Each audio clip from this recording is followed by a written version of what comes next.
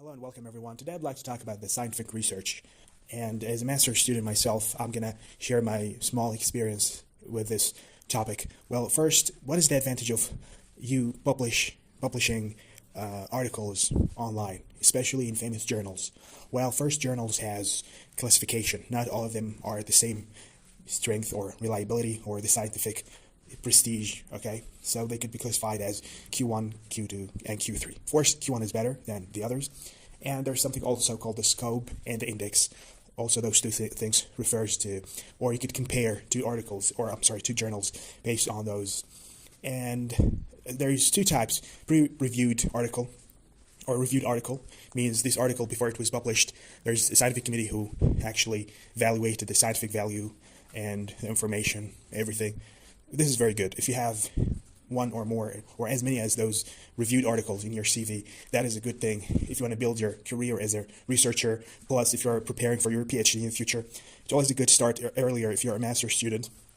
And there is something called the preprint journals, or websites that allow you to publish your articles without reviewing. Well, why they do that, or why would you do that? If you want to save this idea under your research and get something called DOI, means a number that is connected to this article, that this article is yours.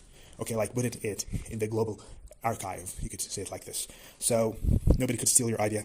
Especially it happens like when you apply to different journals to submit your article or paper, whatever, and you're afraid that those reviewers could technically steal or take your idea or part of it or change it for a bit and give the credit to themselves or to other people. So it's a good idea to publish this as a preprint. All right, one of the best websites I think is Zenodo. It's for the European Union.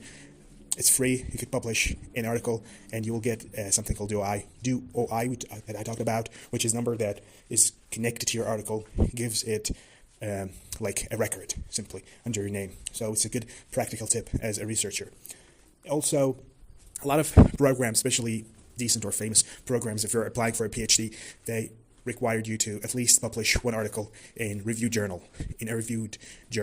So as many as you publish, that would be better for you in the long term as a researcher and as a PhD candidate. And something else, there is websites like ResearchGate. It's just like the Facebook of researchers. So it's not technically like those journals like Spring Nature and other famous journals that publish articles. ResearchGate is like a social media for researchers where they could publish their articles, share it together, have a different network between scientists and researchers. It's of course nice and important if you're trying to be famous between like the scientific community, but it doesn't give you like a DOI that I talked about, means a record, or to make sure nobody could take your idea or change it for a bit and give the credit to themselves. So, and something else, most journals, they have no problem if your article was published as preprint in a website like Zenodo.